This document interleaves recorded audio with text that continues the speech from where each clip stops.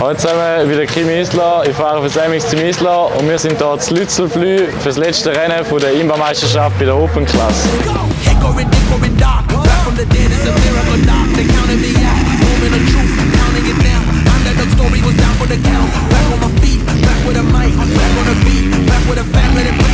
Hallo zusammen, ich bin der Swen Tremonti, ich fahre für die MX Academy Honda Schweiz.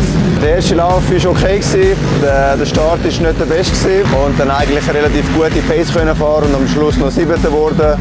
Hätte fast noch gelangt für den 6., leider nicht gegangen.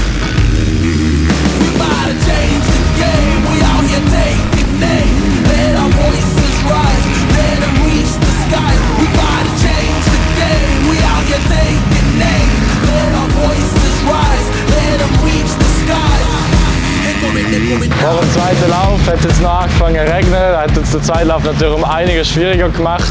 Der Boden nimmt das Wasser zwar sehr gut auf, aber es wird durch den harten Untergrund sehr schliffrig. Im zweiten Lauf hatte ich einen richtig schlechten Start, ich war eingeklemmt, hatte auch in der ersten Kurve auch noch einen Fehler, ich war zweitletzter am Anfang, konnte aber mega gut führen fahren, gute Plätze gut gemacht. Und in der letzten Runde ist noch der Buffet hängen geblieben irgendwo, dann habe ich noch einen geschenkten Platz bekommen und schlussendlich bin ich der 5. geworden.